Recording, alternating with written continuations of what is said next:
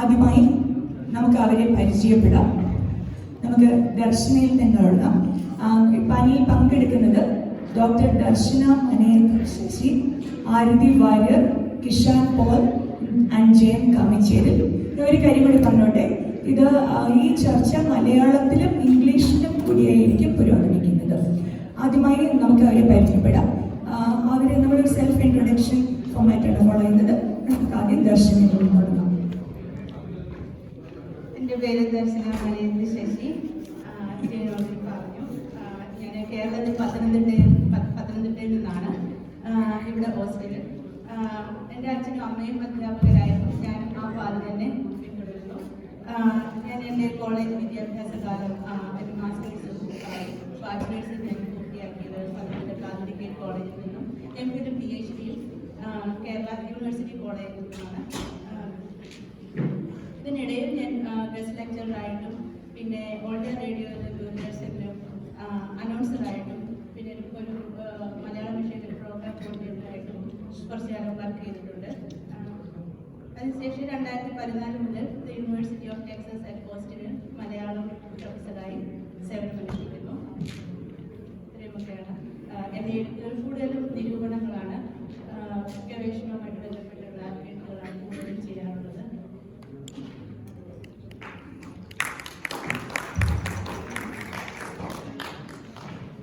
Hello, my name is Arati, Warrior, and I'm from Austin, Texas. That's where my parents live. That's where I was raised, and I went to school at the University of Texas, Austin, where I was in Darsana teachers' Malayalam classes.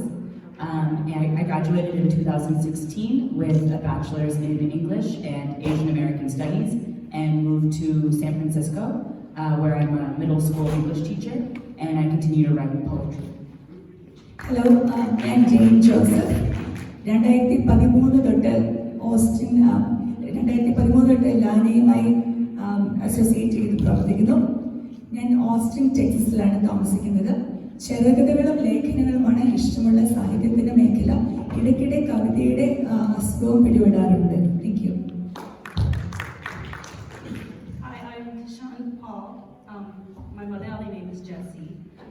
I came to the U.S. when I was 4. Grew up here in Dallas, actually.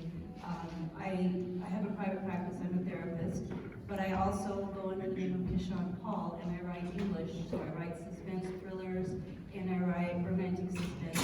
I have 6 books published in the past 4 years, and it's a pleasure to be here.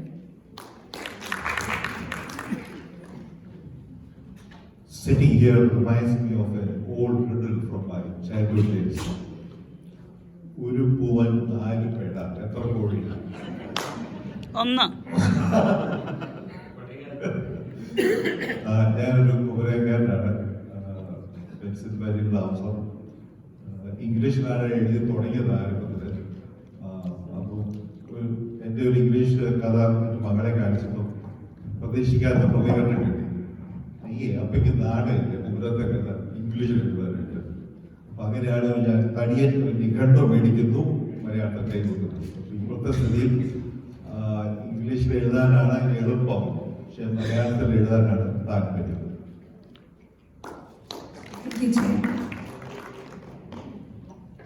ഭാഷയും സാഹിത്യവും ജ്ഞാനം വളരെ ബ്രോഡായിട്ടുള്ളൊരു സബ്ജക്റ്റാണ്. Diverse ആയിട്ടുള്ള ഒരു മേഖലകളിൽ നിന്ന് വന്നിരിക്കുന്ന ആൾക്കാരായതുകൊണ്ട് തന്നെയാണ് നമ്മൾ ഇങ്ങനൊരു വിഷയം തിരഞ്ഞെടുത്തത്. വിഷയത്തിലേക്ക് കടക്കാം. മലയാളം എന്ന മാതൃഭാഷയെ നെഞ്ചോട് ചേർത്ത് സാഹിത്യത്തിൻ്റെ വിവിധ മേഖലകളിൽ കൂടി യാത്ര ചെയ്യുന്നവരാണ് നമ്മൾ ഓരോരുത്തരും. എന്നാൽ സ്വന്തം നാട് വിട്ട് മറ്റു രാജ്യങ്ങളിലേക്ക് കുടിയേറി പാർത്ത് കഴിയുമ്പോൾ നമ്മൾ അറിയാതെ തന്നെ നമ്മളിലൊക്കെ നമ്മൾ താമസിക്കുന്ന സ്ഥലത്തിൻ്റെ മറ്റ് ഭാഷകളുടെ സ്വാധീനം കടന്നു വരുന്നു. നിങ്ങളിൽ പലരും മലയാളത്തിനപ്പുറം മാതൃഭാഷയ്ക്കപ്പുറമുള്ള ഭാഷകളിൽ എഴുതുവാനും പരീക്ഷണങ്ങൾ നടത്തുവാനും പ്രലോഭിതരാകുന്നു. There is a word for this kind of writers, exophonic. In Greek, exo means outside and phonic means voice, outside voice. മറ്റ് ഭാഷകൾ ഭാഷകളിൽ എഴുതുമ്പോഴും നമ്മുടെ സംസ്കാരം, നമ്മുടെ വേരുകൾ ഒക്കെ നമ്മുടെ മറ്റു ഭാഷകളുടെ എഴുത്തിലും കടന്നു വരുന്നു. നമ്മൾ ഏത് ഭാഷയിൽ എഴുതിയാലും അതിലൂടെയൊക്കെ പുറത്തു വരുന്നത് മലയാള പെരുമ തന്നെയാണ്. അത് ഇതേപോലെ തന്നെ മലയാളികളല്ലാതെ നോൺ ഇന്ത്യൻസ് ആയിട്ടുള്ള ധാരാളം റൈറ്റേഴ്സിനെ നമുക്കറിയാം. ഒരു സ്വന്തം ഭാഷയിൽ നിന്നും സെക്കൻഡ് ലാംഗ്വേജസിൽ പരീക്ഷണങ്ങൾ നടത്തി വലിയ രീതിയിൽ വിജയം നടത്തിയ വ്യക്തിമുദ്ര പതിപ്പിച്ചവർ, ഖാലിദ് ജിബ്രാൻ, ഹോസ്നിയൊക്കെ പോലെയുള്ളവർ. അതുപോലെ തന്നെ നമ്മുടെ സെക്കൻഡ് ജനറേഷൻ വളർന്നു വരുന്നത്, അവർ ജീവിക്കുന്നത് മലയാള മണ്ണിലാണ്. നമ്മൾ എത്ര വാശി പിടിച്ചാലും അവർ അവരുടെ ഒരു ഫസ്റ്റ് ലാംഗ്വേജ്, അവർ ഏറ്റവും അടുത്ത് പിടിക്കുന്നത് ഇംഗ്ലീഷാണ്. അല്ലെങ്കിൽ വേറെ രാജ്യത്ത് താമസിക്കുന്ന അവർ ഏറ്റവും കംഫർട്ടബിൾ ആയിട്ടുള്ള ഭാഷയാണ്. അവരുടെ എഴുത്തും വായനയും ഇംഗ്ലീഷിലാണ്. അവരെത്രമാത്രം സാഹിത്യത്തിൽ ഇൻട്രസ്റ്റ് ഉള്ളവരാണ്. അവര് എഴുത്തിലേക്ക് തിരിയുമ്പോൾ അവരുടെ റൂട്ട്സ്, ഇപ്പോൾ ഇന്ത്യൻസ് ആണെങ്കിൽ മലയാളികളാണെങ്കിൽ അവരുടെ സംസ്കാരം, കൾച്ചർ, റൂട്ട്സ് അതൊക്കെ എത്രമാത്രം അവരുടെ എഴുത്തിൽ പ്രതിഫലിക്കുന്നുണ്ട്. ഈയിടെ ആഗോള തലത്തിൽ ശ്രദ്ധ നേടിയ ഒരു യുവ എഴുത്തുകാരനാണ് Manu S Pillai. Is a Malayali young writer. പൂനെയിലാണ് ജനിച്ചു വളർന്നത്. അദ്ദേഹം തൻ്റെ Ivory Throne Chronicles of House of Travancore എന്ന ബുക്ക് വളരെ ജനശ്രദ്ധ നേടിയതാണ്. ആദ്യമായി എഴുതിയ ആ ബുക്കിന് തിരഞ്ഞെടുത്ത ഭൂമിക കേരളത്തിൻ്റെതായിരുന്നു, കേരള ചരിത്രമായിരുന്നു. മനുവിന് മലയാളം എഴുതാനും വായിക്കാനും അറിയില്ല എന്നാണ് ഞാൻ മനസ്സിലാക്കിയിരിക്കുന്നത്. അപ്പോൾ കൂടുതൽ റിസർച്ച് മലയാളം അറിയാവുന്ന ഫ്രണ്ട്സ് വഴിയുമൊക്കെയാണ്. പക്ഷേ ഇതിലൂടെയൊക്കെ പുറത്തു വരുന്നത് നമ്മൾ മലയാളത്തിൽ എഴുതണമെന്ന് വാശി പിടിക്കാതെ നമ്മുടെ വരും തലമുറയെ അവരുടെ ക്രിയേറ്റിവിറ്റിയെ തുറന്നു വിടാൻ അനുവദിക്കുമ്പോൾ പുറത്ത് കിട്ടുന്നത് വീണ്ടും മലയാള പെരുമ ഉയർത്തി യശസ് ഉയർത്തുന്ന ജെംസ് ഒക്കെ തന്നെയാണ്. ഇതൊക്കെ തന്നെയാണ് നമ്മൾ ഈ ഒരു കോണ്ടെക്സ്റ്റിൽ നിന്നുകൊണ്ടാണ് നമ്മൾ ഇന്നത്തെ ഡിസ്കഷൻ മുമ്പോട്ട് പോകുന്നത്. നമ്മുടെ നെക്സ്റ്റ് ജനറേഷൻ, വരും തലമുറ എത്രമാത്രം സാഹിത്യത്തിൽ ഇൻട്രസ്റ്റഡ് ആണ്, അവരെ എഴുത്തിലേക്ക്, സാഹിത്യത്തിലേക്ക് ആനയിക്കുവാൻ നമുക്ക് എന്ത് ചെയ്യാൻ കഴിയും എഴുത്തുകാരെന്നുള്ള നിലയിൽ? ലാന എന്ന പ്ലാറ്റ്ഫോമിന് എങ്ങനെ അവർക്ക് നല്ലൊരു ലാന ഒരു നല്ല പ്ലാറ്റ്ഫോമായി പ്രവർത്തിക്കാൻ കഴിയും എന്നൊക്കെയാണ് നമ്മളിവിടെ ചർച്ച ചെയ്യുന്നത്. ലെറ്റ്സ് ഡിസ്കസ് ഭാഷയും സാഹിത്യവും ജ്ഞാനം. Let me start with Kishan. All the panelists are going to take 5 minutes to say their say on the topic, and then we'll go into a discussion format. That's going to be the format of our panel. Let me start with you, Kishan. You write in English, and you're a second generation Malayali. You left shores of motherland at the age of 4, if I understand correctly. How much has the Indian roots influenced your writing? How much do you use that in your writing? Is that a good selling point these days? Let's listen from Kishan. A lot. Growing up here, I loved to read, but I never could find books that were about people like me because I read English. So there were no brown heroines in the books I read. And so what I would find myself doing is I would read these wonderful books, and then I would stay up at night rewriting them in my head with Indian characters so that I could connect with them. And that was something that I always felt was an issue that I really wanted people to address, is our population, whether it's in the US or Germany or wherever in the world, we're hybrids. We have the Malayali roots, we understand the culture, we can, eat the food and love everything and know the expectations in our homes and with the families, but there's a whole other side to us too. And so being able to write stories like, what I did was I wrote a series called The Second Wife, and it is about a South Asian woman. The whole 3 books are about her. She is the heroine, so it is a character that the next generation can connect to. And interestingly enough, a lot of the fans that I'm getting are not even Indian. I'm getting so many messages, emails about the connection that non-Indians are having to this woman because she is different, she is foreign. And there's so many people who can relate to that because the themes of this, she also grew up in America. The themes of this is all about family, and there's in every book you see that message of how important her family is and her home is and how hard she fights for that. So I think the more we accept that there is this hybrid group, the more we write our literature in a way that connects not just one population, but as many populations, the more likely we are to incorporate more of these populations. Thank you. നമുക്ക് ഇനി ദർശനയിൽ നിന്ന് കേൾക്കാം. ദർശന നിങ്ങൾ പരിചയപ്പെടുത്തിയപ്പോൾ മനസ്സിലാക്കിയതുപോലെ university of ഓസ്റ്റിനിൽ ഒരു Malayalam classes നടക്കുന്നുണ്ട്. അവിടുത്തെ Asian സ്റ്റഡീസിന് ദർശനയ്ക്ക് അതിനെക്കുറിച്ച് കൂടുതലായിട്ട് പറയാൻ പറ്റും. അവിടുത്തെ ലെക്ചറാണ്. അപ്പം ദർശനയ്ക്ക് എന്താണ് ഈ ടോപ്പിക്കിനെ കുറിച്ച് പറയാനുള്ളത്? ഭാഷയും എന്താണ് ഭാഷയും സാഹിത്യവും തമ്മിലുള്ള ബന്ധം? ദർശന ഞാൻ എൻ്റെ ഒരു എക്സ്പീരിയൻസ് തന്നെ ഞാൻ തുടങ്ങാം. എന്നെ ഭാഷ സാഹിത്യത്തിലോട്ട് നയിച്ചത് എൻ്റെ വായന തന്നെയാണ്. ചെറുതിലെ തൊട്ട് അച്ഛനാണ് വായനയുടെ ലോകത്തിലോട്ട് എന്നെയും എൻ്റെ സഹോദരനെയും നയിച്ചിട്ടുണ്ടായിരുന്നത്. ഒരു +2 സയൻസ് ഗ്രൂപ്പ് എടുത്ത് പഠിച്ച് ഞാൻ മലയാള സാഹിത്യം ഐച്ഛിക വിഷയമായി തിരഞ്ഞെടുക്കാൻ കാരണം വായന തന്നെയാണ്. അന്ന് വായിച്ചിട്ടുണ്ടായിരുന്ന മഹാരഥന്മാരുടെ സാഹിത്യ കൃതികളുടെ വരികൾ ഒരു പക്ഷേ നമ്മൾ പലരും അത് ചെയ്തിട്ടുണ്ടാവും. അത് ഡയറിയിൽ കുറിച്ച് വെക്കുക. കൂടുതലും നർമ്മത്തിലുള്ള ബഷീർ സാറിന്റെ കഥകളാണ് എന്നെ എന്നും ആകർഷിച്ചിട്ടുണ്ടായിരുന്നത്. അതെല്ലാം കഴിഞ്ഞ് അതേപോലെ ഭാഷയായിട്ട് പഠിക്കും. സാഹിത്യത്തിലോട്ടുള്ള വളർച്ച തുടങ്ങുന്നത് വായനയിലൂടെ ആണെങ്കിൽ അതൊരു ഭാഷയായിട്ട് BA പഠിക്കുന്ന സമയത്താണ് ഈ ഭാഷ എന്ന രീതിയിൽ ഗ്രാമറും അതിൻ്റെ മറ്റു തലങ്ങളിലോട്ട് പോകുന്നതുമൊക്കെ.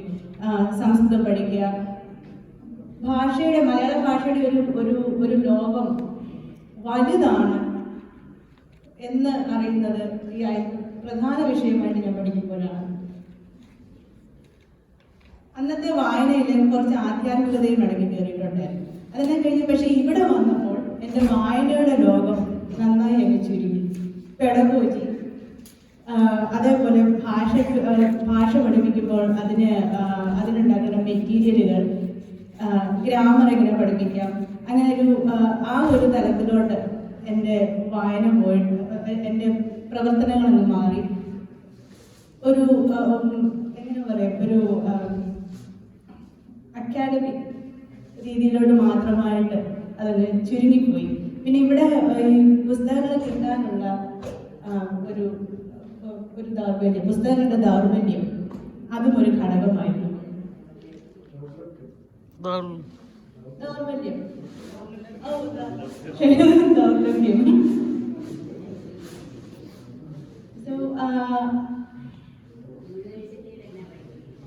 യൂണിവേഴ്സിറ്റിയിൽ ഭാഷയാണ് പഠിപ്പിക്കുന്നത്. സാഹിത്യം ഞാൻ തുടങ്ങിയത് ഭാഷ ഇംഗ്ലീഷിലൂടെ മലയാള ഭാഷ പഠിപ്പിക്കുകയാണ് ചെയ്തത്. പക്ഷേ വായനയുടെ നമ്മുടെ മലയാള സാഹിത്യത്തിന്റെ ഒരു ലോകം എനിക്ക് കുറച്ചെങ്കിലും എൻ്റെ കുട്ടികൾക്ക് പരിചയപ്പെടുത്തി കൊടുക്കാൻ കഴിഞ്ഞു എന്നതിൽ എനിക്കൊരു വലിയ അഭിമാനമുണ്ട്. അതിൻ്റെ ഒരു ഉദാഹരണം തന്നെയാണ് ആരതി ഇരിക്കുന്നത്. എനിക്ക് തോന്നുന്നു അതിനെക്കുറിച്ച് കൂടുതൽ ആരതിക്കായിരിക്കും ചിലപ്പോൾ പറയാൻ പറ്റുക.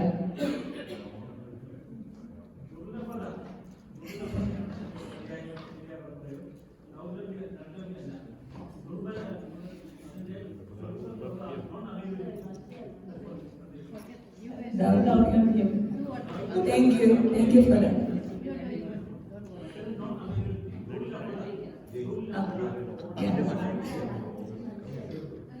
Thank you. അതെ. നമുക്ക് പിന്നെ ഭാഷയ്ക്ക് ഒരു വാക്ക് എന്ന സെഗ്മെന്റിൽ നമുക്ക് സെഷനിൽ നമുക്ക് അതിനെക്കുറിച്ച് ചർച്ച ചെയ്യാം. Next is Arati. Arati, as you heard, she's a young poet. She's from my hometown, Austin, so I love her more. I know her parents. She's a young poet and she's also an educator. She teaches younger kids. So she would have a different say on, when we get to the discussion part of the next generation. we should have more to add that. But let's listen from Arati. What's her take on language and literature, especially when it comes to poetry? Do you ever think you learned Malayalam? Do you ever prefer, like, based on a plot, would this be better in Malayalam, or do you always think and write in English? Let's hear from Arati. Hi. Yeah, I think that my relationship with Malayalam has always felt very complicated to me.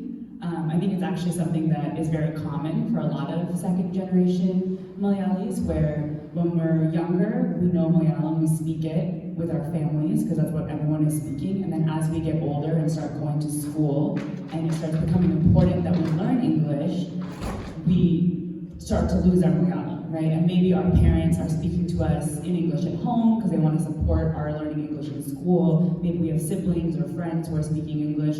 We're reading books in English. We're watching movies in English. So by the time we get to high school and college, we really don't have the same grasp of Malayalam at all.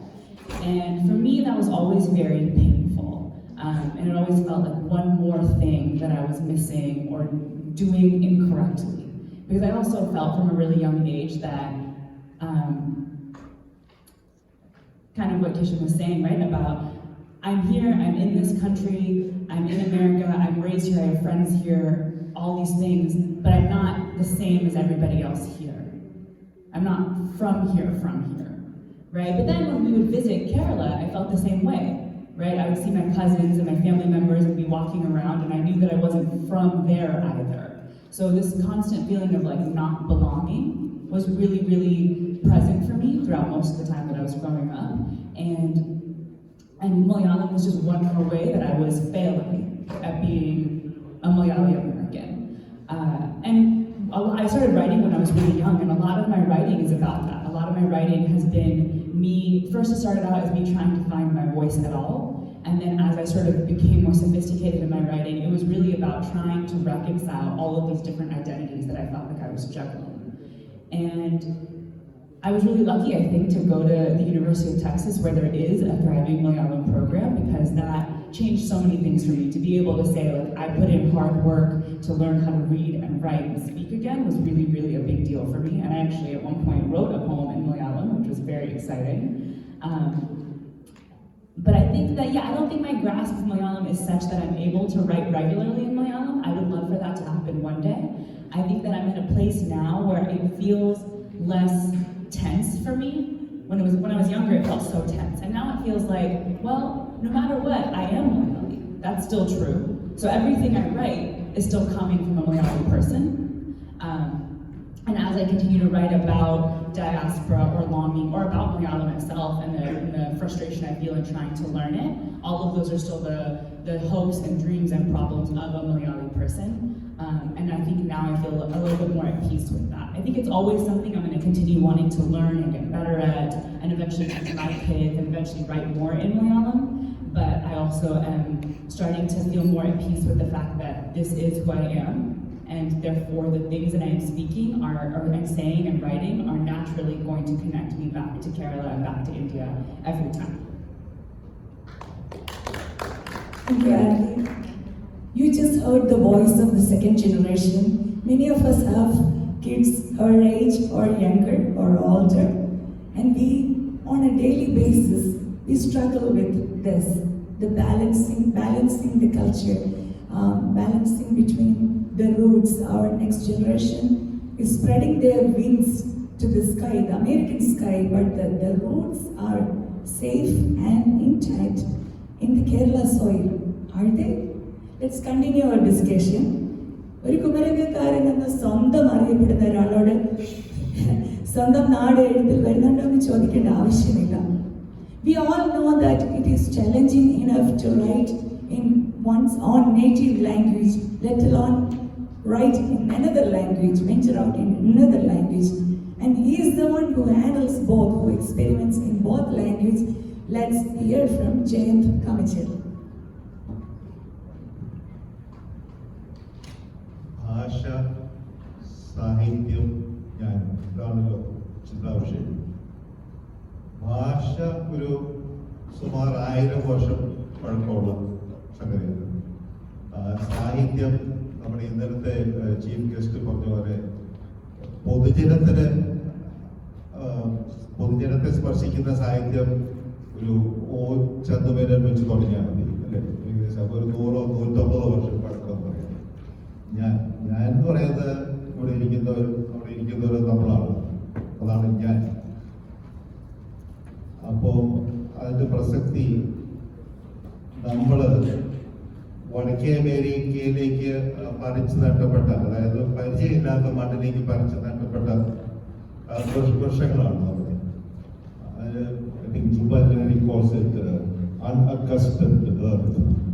അങ്ങനെയുള്ള സ്ഥലത്ത് ജീവിക്കുന്ന നമുക്ക് ചില സമയത്തൊക്കെ, പ്രത്യേകിച്ച് younger ജനറേഷന് ചില സമയത്ത് എമോഷണലായിട്ട് ഒരു ഭയങ്കരമായിട്ടുള്ള ഒരു പേമാരിയോ കൊടുങ്കാറ്റോ ഒക്കെ വരുന്ന സമയത്ത് ഈ നേരത്തെ പറഞ്ഞ 2 സാധനങ്ങളുണ്ടല്ലോ, ഭാഷയും സാഹിത്യവും, അത് ഒരു തരം വേരുകളായി വരും എന്നാണ് എനിക്ക് തോന്നുന്നത്.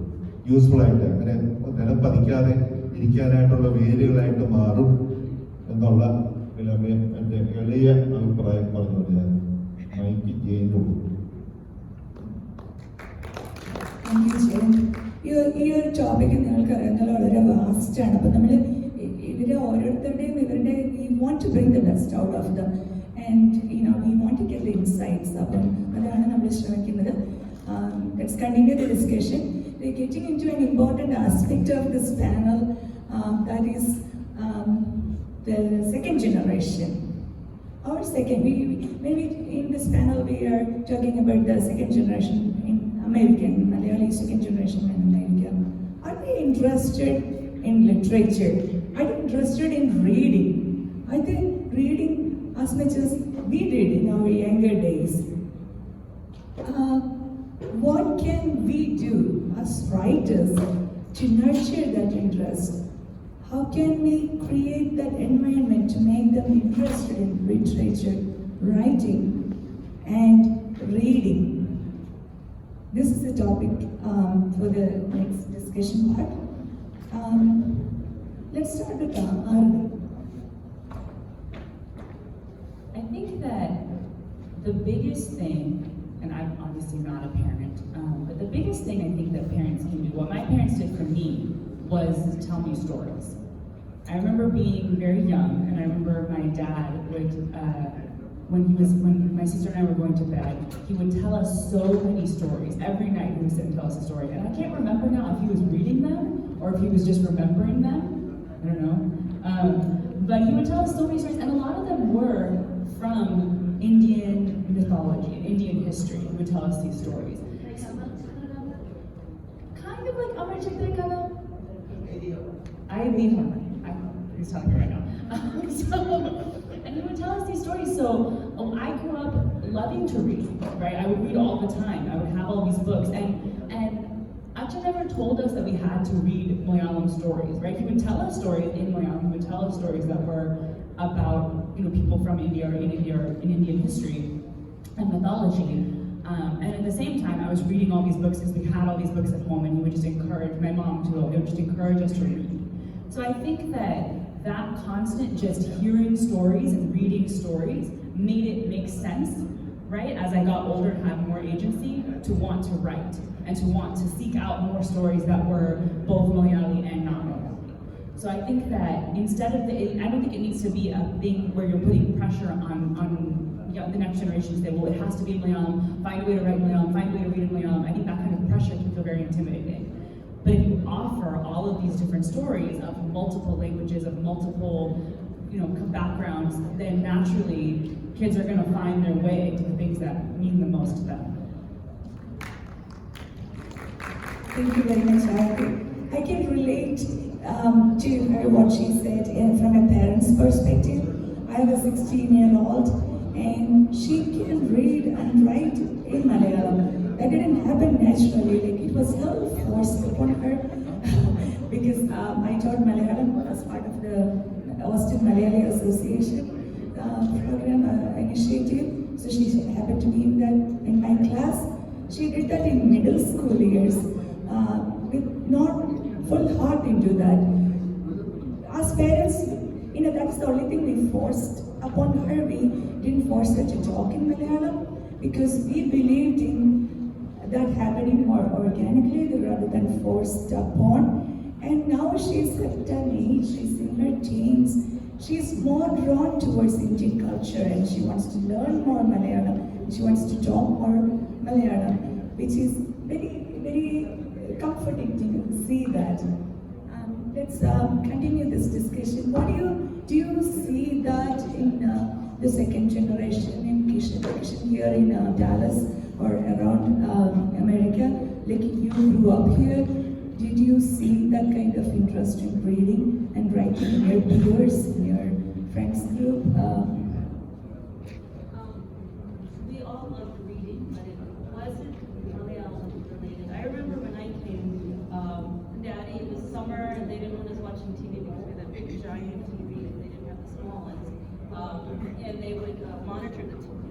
Oh, they would monitor when they would come home if the TV was on. Then they would know we were watching TV while they were at work. So Daddy he took us to this small library and we found out it was free. So he gave us the library cards. And every week, my brother and I would have to go and get library books.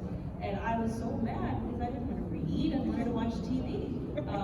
But I wasn't allowed to get in trouble. So then I started reading, and it was just any book I wanted. They didn't care. They just wanted us to not watch TV. And after a while, I would read my books and my brother's books, even though his was on like cars and nonsense. But I would just read everything. So every week, I started looking forward to going to the library. I think one of the most powerful messages they gave me, I don't even know they realized it, was they didn't put a limitation. They just said, here's your card, you go, oh, here's your card, go read. Go get some books, we don't care what it is, just go learn, go read. And that is what started my love for reading. And I do the same with my own children. My son growing up, he was not a big fan of reader books. So, but we now have books on tape. So I started putting it in the car, and he would just get so fascinated with the stories. And that's how I managed to hook him into the whole concept of reading. We started with the audiobooks. My daughter has always loved reading. I think when it comes to writing, the more restrictions we put on people, the less they're going to want to do it. So having them go and find their passion, having them, like with me, when I first started, I would have never thought I was going to write about an Indian. Why would I write about Indian? I grew up in America. And yet here I am, not only do I write about them, I don't know a lot about India. So I found myself researching about places like Mumbai and I'm learning more about India because of writing than I have ever had before. But again, it's because I evolved. The more restrictions, if someone had told me to do it this way, I would have never gotten to this place. So really, it's about encouragement. It's about helping them find their own way. The beauty of technology is we have ebooks, we have paper books, we have audiobooks. There are so many different ways to enjoy a story now than we have when we were growing up. And in some ways, we worry so much about this generation and they're not reading, but in other ways, they really are absorbing so much more than we ever did, from stories to concepts, and it's really fabulous watching their minds move. And I'll just add, writing is scary. I don't know who all, everyone in this room has ever sat down to write something from your heart and then look at it on a piece of paper and say, yes, I did that. That's scary. And then to take that and to show it to other people, terrifying concept. And I teach middle schoolers. I teach 8th graders now, and they're mostly not Indian, but same thing, right? Well, they'll write something that they won't want to show me. They won't want to show their friends. They're terrified of the concept of sharing their own writing, to take your own thoughts and show that to someone it makes you incredibly vulnerable. So to do that at all is such a brave act that I think we have to encourage that, especially when so many Indian families aren't encouraging them, right? Writing and literature and art are considered hobbies. They're not considered career paths, they're not considered anything serious a lot of the time, right? And people grow up with the notion that they should be an engineer or a doctor, or if you're a little creative, maybe a lawyer. Those are your choices. And if that's all you have, then you don't have time to write. You have time to go to Kumar. So. And let me add to that. When I started writing in my 40s. Oh, sorry. I started writing in my 40s, and I remember when I first got into it, my husband was very supportive, and I would work, and I would come home, and I would stay up late writing. But I kind of disappeared from my friend group. And so finally, one day I was having lunch with a group of friends, and they're like, "Where have you been?" And I was very embarrassed. I mean, I felt like I was just about, going to say something and they were going to judge me. The most wonderful experience was they were like, "What? Oh my goodness, we want to read what you're writing." And that was the most freeing thing because they're Malayalis just like me, and I was expecting the judgment. I was expecting, "Oh, that's okay. Keep working, you'll be okay."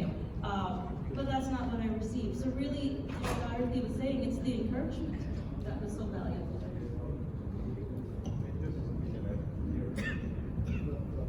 It's like ഒരു paradigm shift എന്നൊക്കെ പറയുന്നത്. അപ്പൊ കുറച്ച് കഴിയുമ്പോൾ ആ natural progression ആണല്ലോ ഇംഗ്ലീഷിലേക്ക് പോകാൻ പോകുന്നത്. അപ്പൊ അതിന്റെ എക്സാമ്പിൾ ജസ്റ്റ് 2-3 എക്സാമ്പിൾ പറയുകയാണെങ്കിൽ എല്ലാവർക്കും അറിയാവുന്നതാണ് സക്കറിയ, എഴുത്തുകാരൻ സക്കറിയ. സക്കറിയയുടെ പിള്ളേരായാലും മലയാളം എഴുതുകയോ വായിക്കുകയോ ചെയ്തിട്ടില്ല. റോസ്മേരി വേറെ എഴുത്തുകാരി, പിള്ളേർ ആരും വായിക്കുകയോ എഴുതുകയോ ചെയ്തിട്ടില്ല. വേറെ ഒരാളാണ് പവനന്റെ മകൻ ജന്മം ചെയ്താണ്, ഇംഗ്ലീഷിൽ എഴുതും പക്ഷെ മലയാളത്തിൽ എഴുതില്ല.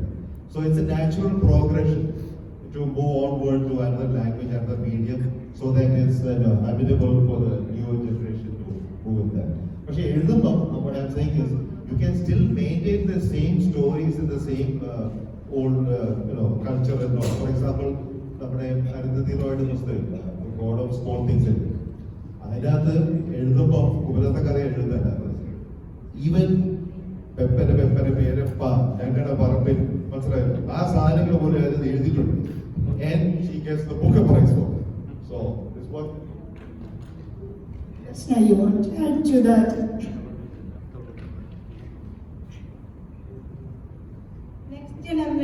നെക്സ്റ്റ് ജനറേഷനിലേക്ക് ഭാഷയെ എഴുത്തിനെ വളർത്തിക്കൊണ്ടുവരിക. അല്ലെങ്കിൽ ഞാൻ എക്സാമ്പിളായിട്ട് പറയുകയാണെങ്കിൽ എൻ്റെ ക്ലാസ്സിൽ ഞാൻ മലയാളം ഭാഷയാണ് പഠിപ്പിക്കുന്നത്. പക്ഷെ ഭാഷ പഠിപ്പിക്കുന്നതിനോടൊപ്പം തന്നെ സംസ്കാരവും പിന്നെ നമ്മുടെ എഴുത്തുകാരെ കുറിച്ചുള്ള ചെറിയ ചില ഹാൻഡ് ഔട്ട് നോട്ടുകളും ഞാൻ ക്ലാസ്സിൽ കൊടുക്കാറുണ്ട്. വായനയ്ക്ക് വേണ്ടിയിട്ടാണ് ഞാൻ കൊടുക്കാറുള്ളത്. പക്ഷേ 2ാമത്തെ വർഷമായപ്പോൾ സെക്കൻഡ് ഇയർ ആയപ്പോഴാണ് ഒരു ദിവസം ആരതി എന്നെ അടുത്ത് വന്നിട്ട് പറഞ്ഞു, "ടീച്ചർ, എനിക്ക് കുമാരനാശാന്റെ കരുണ പഠിക്കണമെന്ന് പറഞ്ഞു." ആ വർഷം ഞാൻ ആ കുമാരനാശാന്റെ കരുണയും കൂടുതൽ മോഹം എന്ന കവിതയും കുറിപ്പിന്റെ മോഹം എന്ന കവിതയും ഞാൻ ആ ക്ലാസ്സിൽ പഠിപ്പിച്ചു. അത് കഴിഞ്ഞ് ആ വർഷം ഞാൻ കുട്ടികൾക്ക് വേണ്ടിയിട്ട് ആ വർഷം മുതലാണെന്ന് തോന്നുന്നു ഒരു ഹാൻഡ് റിട്ടൺ ജേർണൽ സ്റ്റാർട്ട് ചെയ്തു. അന്ന് ആരതി ഒരു മോഹം എന്ന കവിത വായിച്ചിട്ട് അതിൻ്റെ പ്രചോദനത്തിന് സ്വന്തമായി ഒരു മോഹം എഴുതിക്കൊണ്ടുവന്നു മലയാളത്തിലെ. എനിക്ക് വളരെയേറെ അഭിമാനം തോന്നിയ ഒരു സമയമായിരുന്നു.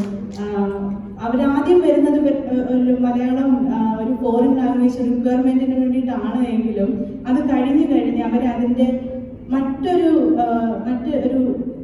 ലിറ്ററേച്ചർ ലെവലിലോട്ട് അവരൊരു എഴുത്തിലോ അല്ലെങ്കിൽ ഒരു സ്നേഹം, ഒരു റിക്വയർമെന്റ്, ഒരു ക്രെഡിറ്റിന് അപ്പുറം ഒരു സ്നേഹം വളർന്നു വരുന്നത് ഞാൻ കണ്ടപ്പോൾ ഉണ്ടായ ഒരു സന്തോഷം അധ്യാപിക എന്ന നിലയിൽ വളരെ വലുതാണ്. അന്ന് ഔട്ട്സ്റ്റാൻഡിങ് മലയാളം സ്റ്റുഡന്റ് അവാർഡ് ആരതിക്കായിരുന്നു കിട്ടിയത്.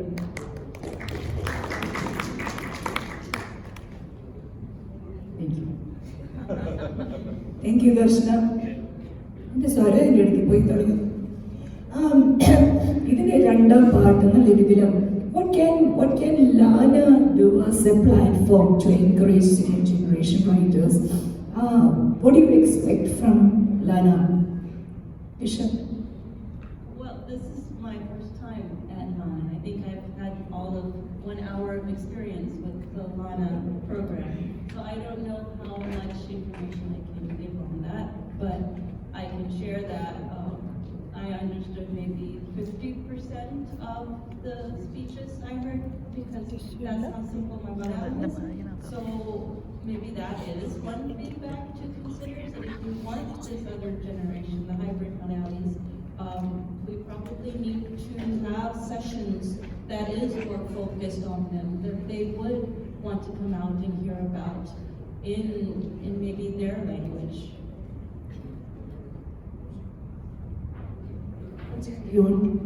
From your experience in LANA, what do you think?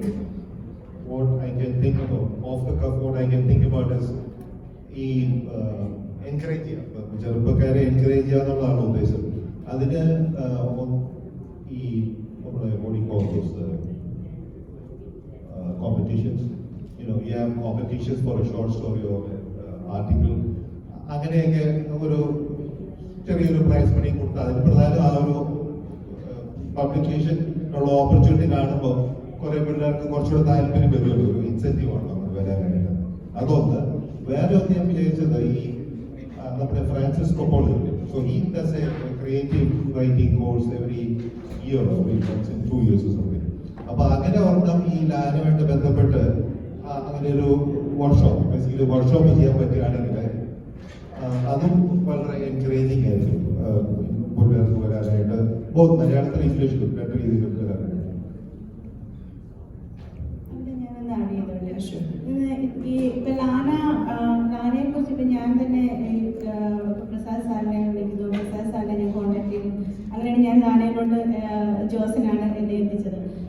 ഈ ലാനയിൽ മാത്രമാണ് ഈ നെക്സ്റ്റ് ജനറേഷനിൽ ഇവർക്കുള്ള ഒരു പ്ലാറ്റ്ഫോം കണ്ടത്. അപ്പൊ ഈ ലാനയിലൂടെ ഇവർക്ക് ഒരുപാട് ഓപ്പർച്യൂണിറ്റീസ്, അവാർഡുകൾ, ഇവരുടെ കൃതികളുടെ ഒരു കോമ്പറ്റീഷൻ, അവർക്കുള്ള അവാർഡുകൾ, അങ്ങനെ തിരഞ്ഞെടുക്കപ്പെടുന്ന കൃതികൾക്കുള്ള അവാർഡുകൾ ഒരു പാനലിന് ജഡ്ജായിട്ടിരുന്നുകൊണ്ട് തീരുമാനിക്കുക. അപ്പൊ അവർക്കതിനൊക്കെ ഒരു വലിയ പ്രചോദനവും അവർക്കൊരു എഴുത്തിലോട്ട് അവരെ കൂടുതൽ കൊണ്ടുവരാൻ പറ്റുന്ന ഒരു അതിശയകരമായിട്ടുള്ള ഒരു വേദിയായിരിക്കും ലാന എന്നുള്ളതിനൊരു സംശയമില്ല. അതിന് ഈ ഒരു വേദിക്ക് മാത്രമായിരിക്കും ഒരു പക്ഷേ കഴിയുക. Thank you, Darshana. I think that's a very good point. I think from this panel, I think we do it as a proposal to the LANA committee to consider doing a contest or competition like that.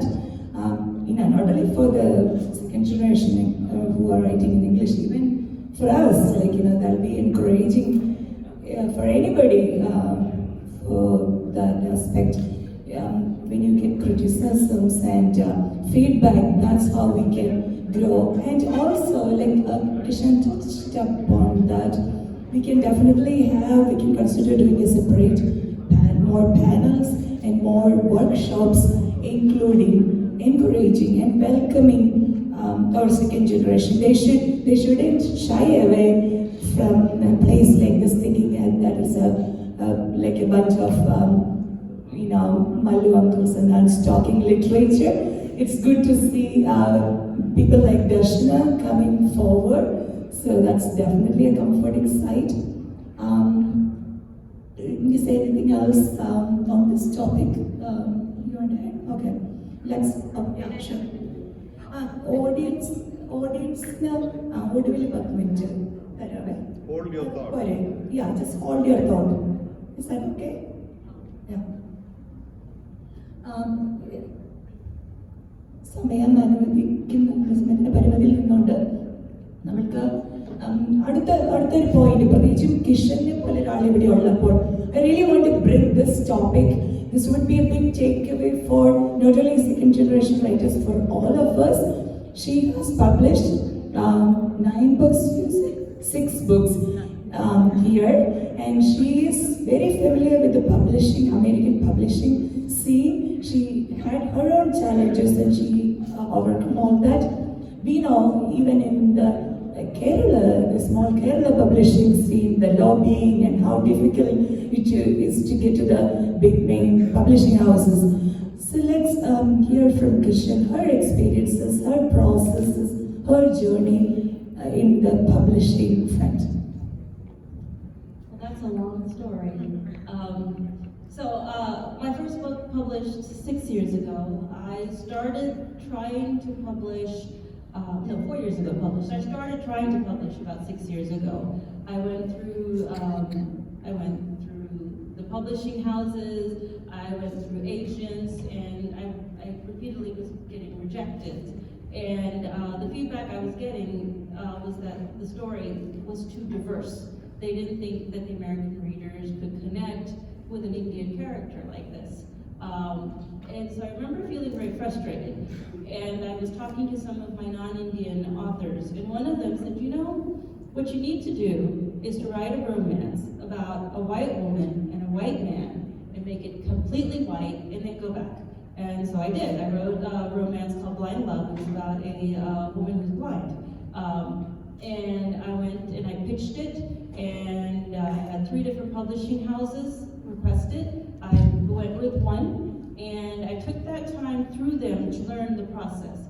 Because to me, the second wife was one that I knew would do well. So I learned, I asked questions, I watched as they published Blind Love, and then that was in June it went public, and then in October I self-published the second wife.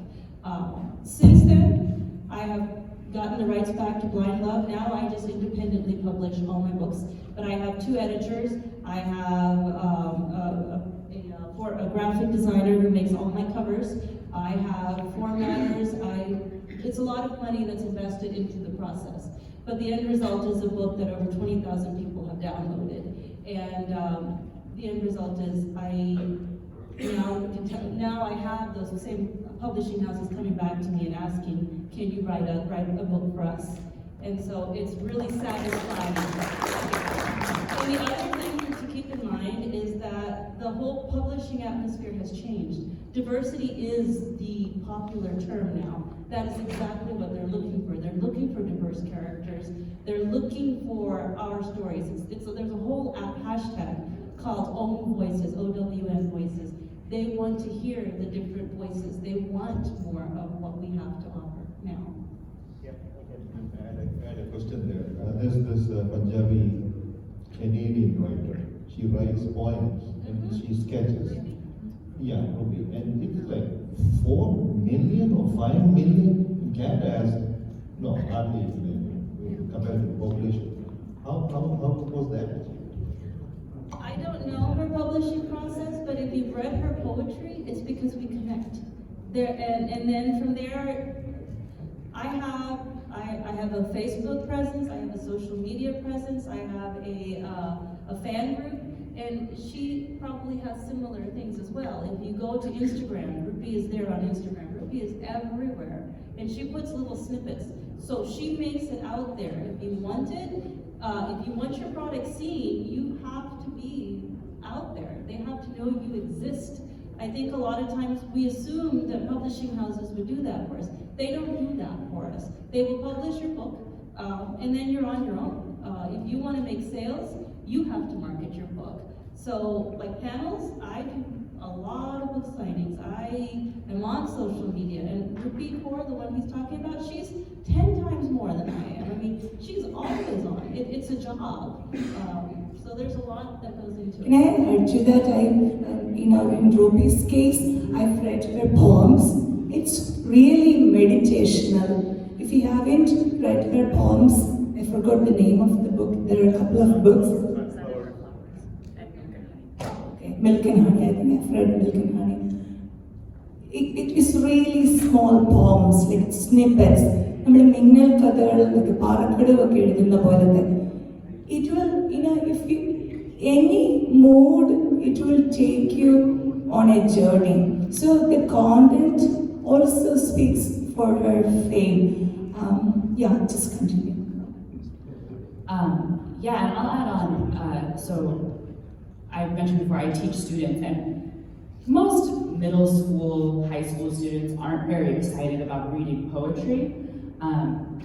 But I know so many young people who have gotten interested in reading poetry through Rupi Kaur's work, and not just South Asian people. So it is incredibly accessible, and I think she actually started, like you were saying, I think she started on Instagram. She started by posting on her Instagram these little poems, and they gained so much publicity that she was then able to publish her 2 books. And this reminds me of something else I was thinking about while you were talking, is that how much of how important it is for us to rely on each other and build these publishing communities. There's a huge, I think primarily like Punjabi Sikh community in Toronto, and a lot of the like content creators, writers, artists, musicians, they're all rising together. So like a lot of, they're not very like mainstream popular yet, but a lot of like young South Asian people know, like there's the YouTube star now, late night show host Willie Singh. There's like some rappers and other like Sidhu Moosewala, like other people who are like making all this art and writing, who they all know each other. And I didn't realize this until recently, but they're all from the same area in Toronto, and they go to each other's shows, and they rep each other's work, and they talk about each other on social media, and they perform together. And so all of these different writers and authors and musicians and comedians are rising together because of how much they represent each other. And for me, just earlier today, I got to see Kishan's books for the first time, and that was such an exciting moment for me, because I was like, oh, now I know this Malayali American woman who's writing in English in America, and now I feel like I've gained a friend and an ally in the publishing community, right? Because now I know who to go to ask for it. Staying on the topic, Kishan, do you think, would you be interested in mentoring the second generation? Like as the need comes, can we add your name in our website or something as a person of I feel like I have a big target. I mean, I'm so set up. Sure. Thank you. So that's official now. Official. But to add to what you were saying, we have a Desi authors group of authors who write in English. Some of the well-known contemporary authors that are out right now are in their group. We talk to each other about agents. We talk to each other. We help each other, and that's one of the most important things. In order to survive in this industry, you have to be, number one, able to ask for help, and number two, able to give help. And that is something that is just beautiful to watch that happen when authors step in and say, hey, how can I help you with that? And so that's something else to consider. Thank you so much. That's a beautiful thing to hear. And the collaboration, I think it'll be great, like if we can collaborate outside the writing fraternity, as like Malayalis or second generation, to as creative people and come together, help each other, encourage each other. Let me add, yeah. Does that mean that you have a nucleus of writers and then you stay in touch as a regular basis, or just off the cuff? It's a Facebook group, so if anybody's having a question, we post it on there, and then we can all respond. It's not like we keep each other on track or anything like that. Thank you. കേരളത്തിലെ publishing സീനിനെ കുറിച്ച് ദർശനയ്ക്കും ജയന്തിനും എന്തെങ്കിലും add ചെയ്യാനുണ്ടോ? Nothing new actually, ഇവിടെ അറിയാവുന്ന കാര്യങ്ങളൊക്കെ തന്നെയാണ്. അവിടെ അയച്ചു കൊടുക്കുക, ബേസിക്കലി അയച്ചു കൊടുക്കുക. പിന്നെ ചില സമയത്ത് അവിടെ ഏതെങ്കിലും മാസികയുടെ അവിടെ ജോലി ചെയ്യുന്ന ഒരു പരിചയമുള്ളവരുണ്ടെങ്കിൽ എൻ്റെ അനുഭവം പറയാം. ഒരു മാസികയിലും എനിക്ക് പരിചയമുള്ള ഒരാൾക്ക് പരിചയമുള്ള ആൾ അവിടെ ഉണ്ടായിരുന്നു, ജോലി ചെയ്യുന്നുണ്ടായിരുന്നു. അപ്പൊ അങ്ങേര് വഴി ഞാൻ കൊടുത്തു വിട്ടു. മൈ ഇന്റന്റ് വാസ് വെറുതെ ഇത് കളയുന്നതിന് പകരം വായിച്ചിട്ട് കൊട്ടിക്കത്തിട്ടോളൂ എന്നുള്ള സിമ്പിൾ റിക്വസ്റ്റ് ആയിരുന്നു. അപ്പൊ അങ്ങനെ ഒക്കെ പബ്ലിഷ് ചെയ്ത് വന്നിട്ടുണ്ട്. That's the only thing I can say. പക്ഷേ ഇംഗ്ലീഷില് ഇന്ത്യയിൽ ഇപ്പം ഈ ലിറ്റററി ഏജൻസ് എന്നുള്ള കോൺസെപ്റ്റ് ഇപ്പൊ വന്നു തുടങ്ങിയിട്ടുണ്ടെന്ന് കേൾക്കുന്നുണ്ട്. So that may be another opportunity for English writing in India. കേരളത്തില് അവിടെ ആയിരുന്ന സമയത്ത് ഞാൻ ചില ലേഖനങ്ങൾ എഴുതി അയച്ചു കൊടുക്കുന്നു, ഒന്നും പബ്ലിഷ് ചെയ്ത് വന്നിട്ടില്ല. പിന്നെ പബ്ലിഷ് ചെയ്യാൻ തുടങ്ങിയത് എംഫിൽ യൂണിവേഴ്സിറ്റി കോളേജിൽ പോയപ്പോൾ ഞാൻ എൻ്റെ അധ്യാപകരുടെ ഓരോ ലെറ്ററും കൂടെ വെച്ച് അവരുടെ റെക്കമെൻഡേഷനോട് കൂടി ചെയ്തപ്പോഴാണ് എൻ്റെ ആർട്ടിക്കിൾ പതുക്കെ വരാൻ തുടങ്ങിയത്. പിന്നെ അങ്ങനെ ഒരു സപ്പോർട്ട് ഇല്ലാതെ അവിടെ പബ്ലിഷ് ചെയ്യാനും കുറച്ച് ബുദ്ധിമുട്ടാണ്. ഞാനൊരു പുസ്തകവും അന്ന് പബ്ലിഷ് ചെയ്തിരുന്നു. ആ പുസ്തകം പബ്ലിഷ് ചെയ്യാൻ ഒരു വിദ്യാർത്ഥിയാണ്. പൊതുവെ അവിടെയുള്ള എല്ലാ പബ്ലിക്കേഷൻസിനും വേണ്ടുന്നത് ഏതെങ്കിലും പ്രശസ്തരായ ആൾക്കാരുടെയോ അല്ലെങ്കിൽ ഏറ്റവും പ്രശസ്തരായ സ്കോളേഴ്സിൻ്റെയോ അങ്ങനെയുള്ള ലേഖനങ്ങളാണ് എല്ലാവർക്കും പബ്ലിഷ് ചെയ്യാൻ താല്പര്യം. മറ്റു ആൾക്കാരെ എൻകറേജ് ചെയ്യുന്നത് ഞാൻ കണ്ടിട്ടില്ല. ഒരു പുസ്തകം ഞാൻ പബ്ലിഷ് ചെയ്യാൻ ഒരു പരിധി പബ്ലിക്കേഷൻ എന്ന് പറയുന്നൊരു പബ്ലിക്കേഷൻ വഴിയാണ് എൻ്റെ ഒരു പടയണി എന്ന് പറയുന്ന ഒരു റിസർച്ച് നടത്തിയ ഒരു പുസ്തകമായിരുന്നു. അത് പബ്ലിഷ് ചെയ്യാൻ ഞാൻ അന്ന് ഓൾ ഇന്ത്യ റേഡിയോയുടെ ജോലി ചെയ്യുന്ന സമയത്ത് എൻ്റെ ഒരു ബോസിനെ അറിയാവുന്ന ആളായതുകൊണ്ട് അങ്ങനെ പോയാണ് ഞാൻ ആ പുസ്തകം പബ്ലിഷ് ചെയ്യുന്നത്. പക്ഷേ ഇവിടെ വന്നപ്പോൾ എനിക്ക് ഇവിടുത്തെ അമേരിക്കയിലെ ഒരു മലയാളം പ്രൊഫസർ ആയതുകൊണ്ട് ആ ഒരു ടൈറ്റിൽ ഉള്ളതുകൊണ്ട് പബ്ലിഷ് ചെയ്യാൻ ഇങ്ങോട്ട് ചോദിച്ചിരുന്നു. അപ്പോൾ എൻ്റെ സമയം കിട്ടുന്നില്ല. നാട്ടിലുള്ള ഒരു പബ്ലിക്കേഷൻ്റെ പ്രശ്നം അതാണ്. Let me say anything more. Like even I have faced that problem. Like when I published my first book, I have already published one, which is a short story collection. I went with a small publisher, but that gave me a lot of freedom as a writer because in my book, the picturization is done by young kids. It's my friends' kids who did the pencil drawings. I didn't want professional drawing, so I got that kind of freedom from my publisher. He didn't interfere in the process. But when we live here and the publishing houses in Kerala, when you're away, we are away from the whole marketing scene. As a creative people, it is a responsibility for us to do that marketing. It is a big job upon us. And if you handle that well, then only you can succeed. It's sad to say that, but that's the fact. This is again a vast topic in its own, but let me quickly jump to our last point in this discussion and we'll open it the forum for questions. The last round of our discussion is very quickly. I'm curious to know about the authors who are influenced you in your literary journey. Can I start with you, Kishan? I keep being the one to be starting. I'll sit next to you. I'm going to talk about present authors that have helped me. Sonali Dev, I'm not sure if you're familiar with her. She is one of the hot women's literature contemporary romance authors in the U.S. and international right now. Is that better? Okay. If you've read any of Sonali's writings, there's a series called the Bollywood Bride series, and it talks about you have characters who are in India, as well as Indian characters who've grown up in America, and it brings in the culture. And one of the beautiful parts about the way she writes her series is she shows the uniqueness and the difference of these characters because of where they were raised in their life situation. But in the end, the theme is we're still at the core the same. And you see that they come back around and the healing that happens in the process. And the other reason why she's somebody who is inspiring to me is because of the change she is making in the publishing industry now. She is very vocal.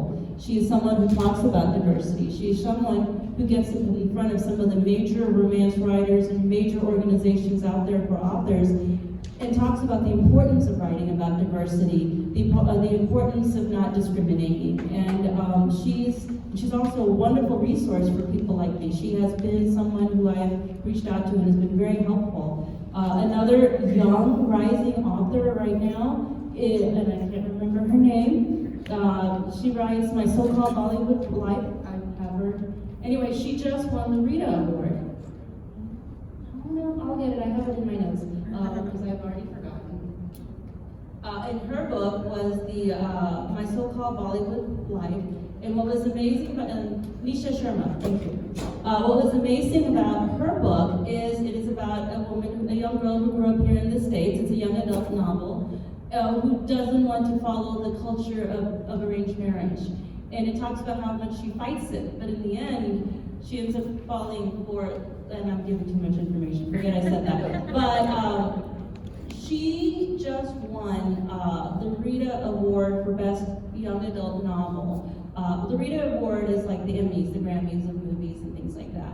She's the first South Asian who has ever won this award. So they're like opening doors for us, and they're making the fact that we exist and that we have some beautiful messages to give.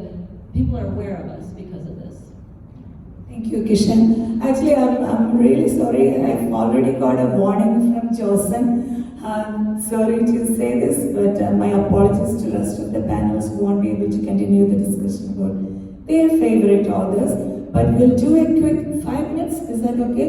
For questions from audience. Sorry, guys.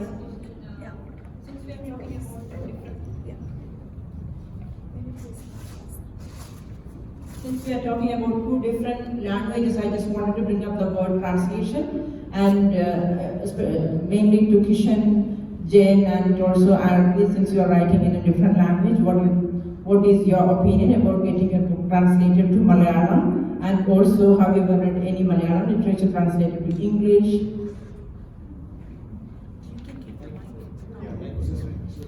Translation is a very popular thing right now. Books are being translated to German. To be honest, I haven't delved into that. It seems so overwhelming trying to find somebody. And then I never even thought about translating to Malayalam, to be honest. So I wouldn't, it's something I would consider. I just have never thought about doing that. I have not read a Malayalam book translated to English. I did look at one that I considered, but the reviews were not very positive. So that's also what scares me, I think, is because it's all about getting a quality translator and being able to do the research to find that. Just want to add on to that. Nobel Prize. I always wondered why Malayalam Nobel Prize get done. So I asked a few writers, and all of them uniformly said, അത് നല്ല translation ഇല്ലാത്തതുകൊണ്ടാണ്. അതായത് അവർ വായിക്കട്ടെ, അറിയട്ടെ, അല്ലാതെ ഇങ്ങനെ അവർ decide ചെയ്തത്. So that's A tremendous opening. പക്ഷേ there are new people coming, like in Benjamin's book, which got that 25 lakhs thing. So that is a good translation. But I still think that's a tremendous opportunity for people who know both languages and need, basically it's a need that we to spread the word. Excuse me, ഇന്നത്തെ ഈ subject ഭാഷയും സാഹിത്യവും ഭാഷയും ജ്ഞാനവും എന്നുള്ളതായിരുന്നു. അത് completely നമ്മൾ അതിനകത്തൊന്ന് switch ചെയ്തിട്ട് നമ്മുടെ ഈ നോവലിസ്റ്റിനെ പരിചയപ്പെടുത്തി വളരെ നന്നായിരിക്കുന്നു. സബ്ജക്റ്റ് മാറിപ്പോയ കാര്യം ഞങ്ങൾ ക്ഷമിക്കുന്നു. പക്ഷെ ഒരു കാര്യം പറയാനുള്ള, ഭാഷ എന്ന് പറയുമ്പോൾ എൻ്റെ അഭിപ്രായത്തിൽ ഇപ്പോൾ ഒരാളെ പ്രസംഗിക്കുമ്പോൾ ചുരുങ്ങിയവായിട്ടിട്ട് പ്രസംഗിക്കുമ്പോൾ മലയാളത്തിൽ ഞാൻ ചിന്തിക്കും പുള്ളി എന്തൊരു വൃത്തികേടാണ് ചെയ്യുന്നത്. ഇംഗ്ലീഷിലാണ് what the hell he's doing.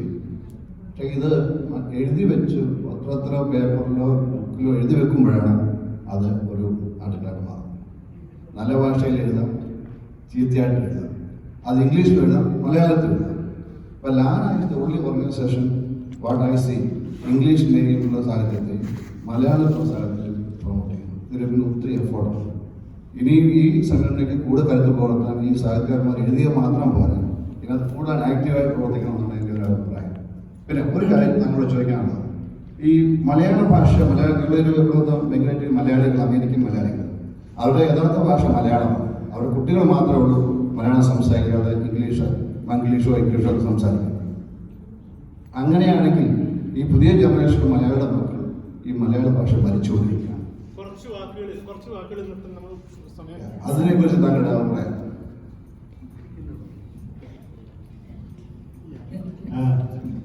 Next generation, അടുത്ത ജനറേഷന് വേണ്ടിയല്ല, എനിക്ക് നമുക്കിത് അത് പക്ഷെ നമ്മൾ ഈ പറഞ്ഞതുപോലെ നമ്മൾ പറയാൻ ശ്രമിച്ചതും അത് തന്നെയാണ്. നമ്മൾക്കത് വാശി പിടിച്ച് അവരെ മലയാളം പഠിപ്പിക്കാൻ ശ്രമിക്കാൻ പറ്റത്തില്ല. മലയാളം ഓർഗാനിക്കായിട്ട് അവർ പഠിക്കുക. അവർ ആദ്യമായിട്ട് അവരെ ബുക്സിൽ വായനയിൽ താല്പര്യം ഉണ്ടാക്കുക എന്നുള്ളത്. അത് കഴിഞ്ഞിട്ട് അവർ നാച്ചുറലി ബുക്സ് വായിച്ചു തുടങ്ങി ലിറ്ററേച്ചർ ഇഷ്ടപ്പെടുകയും ചെയ്യുമ്പോൾ ഇവൻച്വലി പതുക്കെ മലയാളത്തിലേക്ക് തന്നെ വരട്ടെ.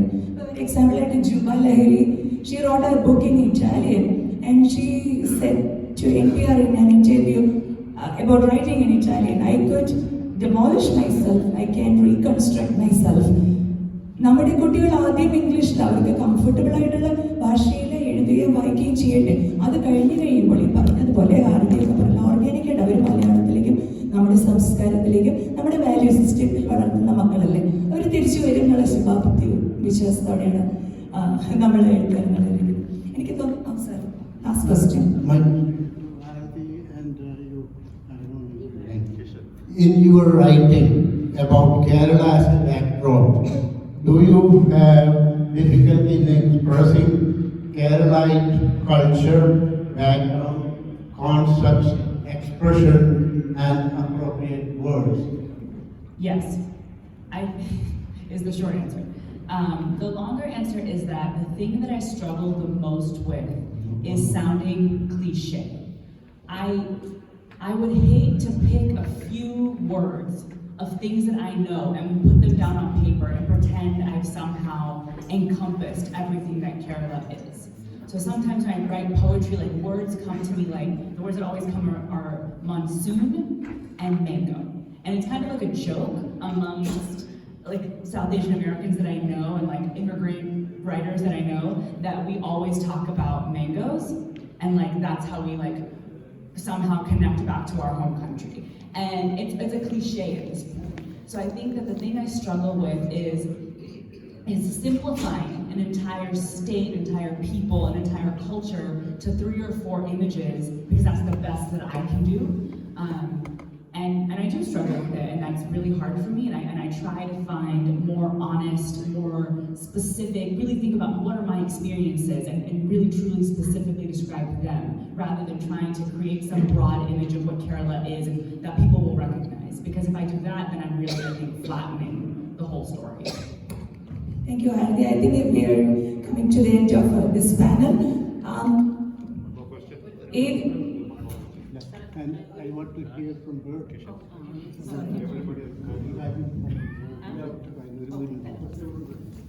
Okay, so the books I've written about Karachi, I've written about Mumbai. I have not specifically written about Kerala, and this is different than poetry.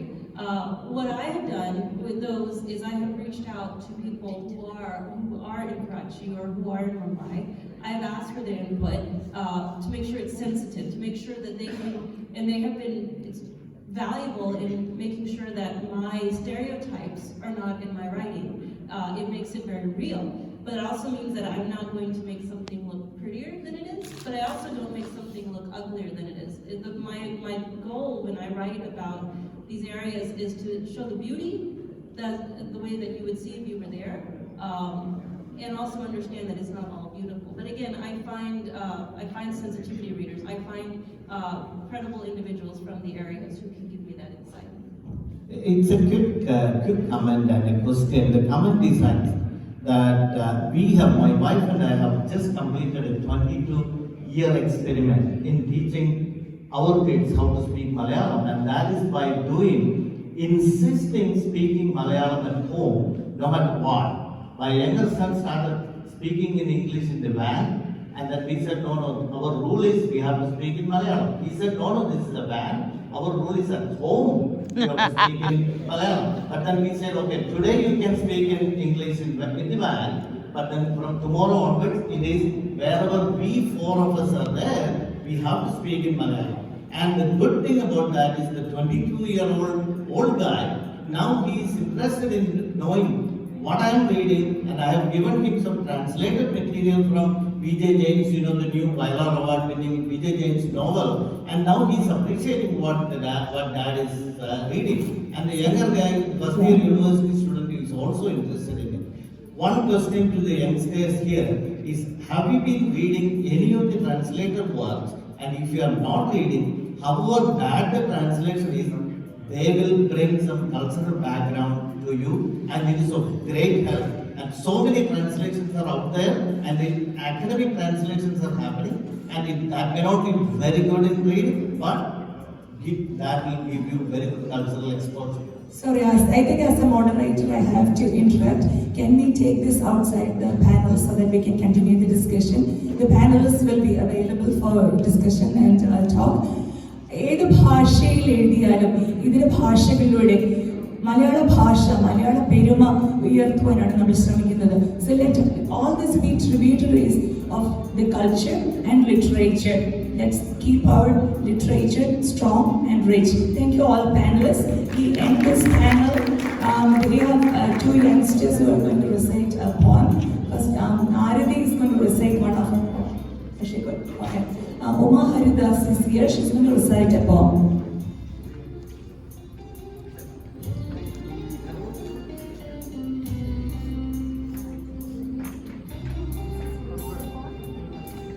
Yeah, that is her own poem.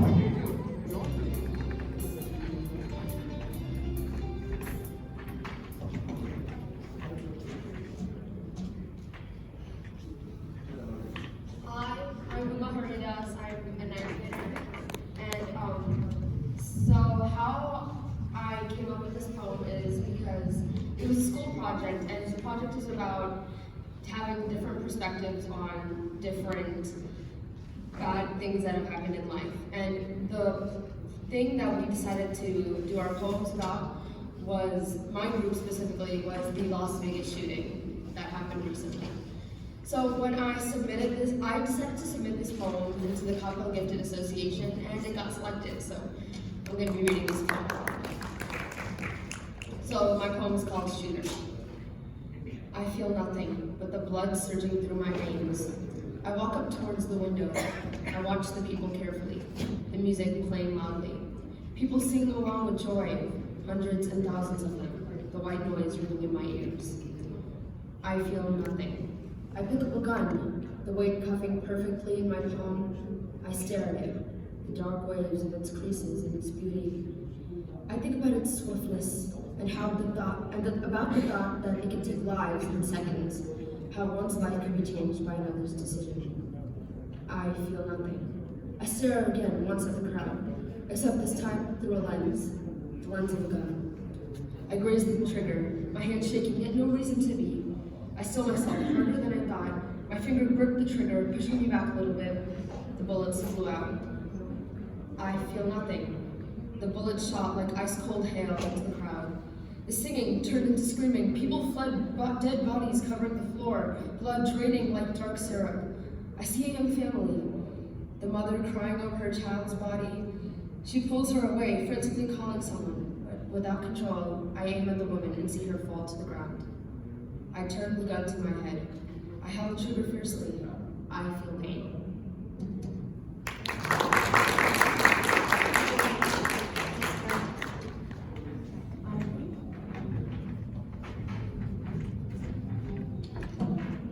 Hi, I'll keep this quick because I know we're running out of time.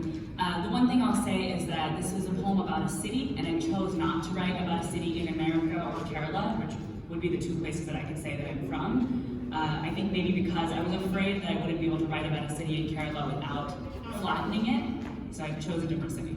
But it talks a lot about the themes that I've been talking about today. This is called Mumbai. City I have never been in, swallower of swords and good women. City that birthed Bollywood and held my dearest like a crown jewel for 11 years. Oh, the majesty of a city I can only dream about. Of a city connected to me only through my kin's kin and earlier generations, until you arrive in my hands as wisps of smoke. I let my dearest paint pictures of you. You are perfect and bustling and unclear to me in each one. I imagine myself walking through your streets and falling apart, becoming your dirt and dust. I have heard of your shortcomings. I aspire to be broken with you. Oh, the majesty of a dream lined with nostalgia. How I become myself every night, reborn in your city walls, reverse the diaspora, re-engineer my tongue. Only in sleep could it be this simple. Only in sleep can grand cities rise, glint in the sun, and remember what they were before the work of empire grinded their bones into the grit now trapped in the air. Oh, the majesty of a nostalgia I don't even own, visiting me as a city I don't even know. Oh, city, one day I will touch you, and I will know I am real. Thank you very much. Thank you all.